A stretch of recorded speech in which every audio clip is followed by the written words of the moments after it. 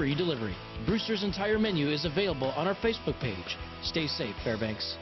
Welcome to Live with Kelly and Ryan. Ryan and I just realized we're wearing the same sweater, same but size, that's okay. same designer.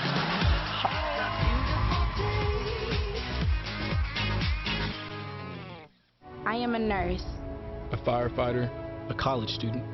a mother, and I am an American soldier. I will always be ready. For every storm, and disaster that threatens my community. I will always be there to protect my neighbors. My family. And my country. We are the Army National Guard. We are the Army National Guard. We are the Army National Guard. Visit nationalguard.com to learn more about part-time service. Modern Family on Parenting. Whatever happened to letting kids be themselves? Ready? Lose the hat. Okay, that's disgusting. Stop it. Save some of that bossing people around for the office, lady. Modern Family Nightly. Weekdays at 7:30 on KTVF Channel 11. Josiah Martin, part of your new Center 11 team.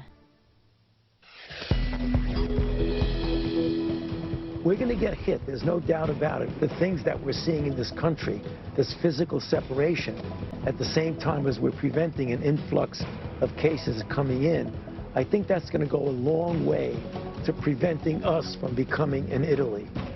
Dr. Anthony Fauci shining some optimism on the skyrocketing number of coronavirus cases, where New York has now become the epicenter. The federal government is ramping up response for medical supplies and new makeshift hospitals as critical masks, gowns, and other personal protection equipment are in short supply. To the front lines of home deliveries for everything from groceries to supplies and even your dinner. Important information for keeping you and that hard-working delivery person safe in these times of self-quarantining. Early Today starts right now. Glad you're with us on this Monday morning. I'm Frances Rivera. And we did make it to Monday. I'm Philip Mena. The pandemic reaches grim proportions, topping 330,000 cases globally. Here in the States, a battle in the Senate rages after a critical vote on a major stimulus package stalls. It is a health crisis that is radically changing the way we live, with over 80 million Americans on virtual lockdown. And here's what you need to know at this hour. Confirmed U.S. cases surged to over 35,000. Almost half of those are in New York. More than 400 Americans have died. So far, 8 states have issued stay-at-home orders, including California, New York, New Jersey, Ohio, Connecticut, and Louisiana. Places like pharmacies and grocery stores are exempt from the shutdown. Any non-essential businesses found open could be fined. As the situation at hospitals grows dire, the 3M company plans to send 500,000 face masks to New York and Seattle.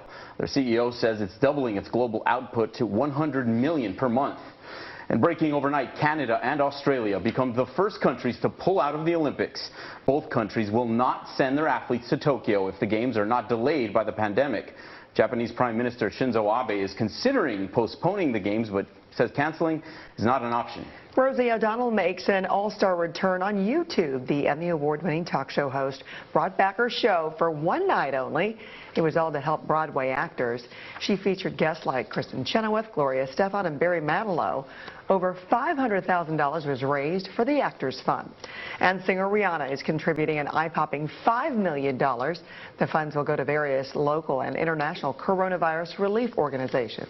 Meanwhile, Best Buy stores are shifting their business to curbside pickup. As more customers are looking for home office equipment, the store is stepping up their customer service to an unprecedented level that'll keep you in your car. And Tito's Vodka is jumping into the hand sanitizing business. The company announced it'll be using its distillery to make 24 tons of sanitizer. As this crisis deepens across the country, hardest hit states like New York are pleading with the federal government to send more assistance, while the White House insists that it is helping.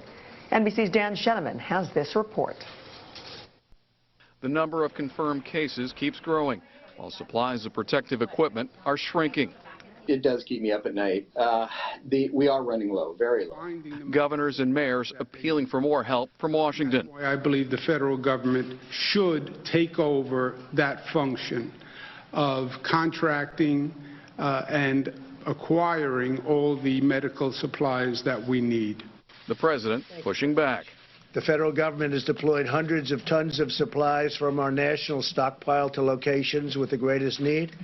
While congressional leaders struggle to agree on a massive economic aid package, Senator Rand Paul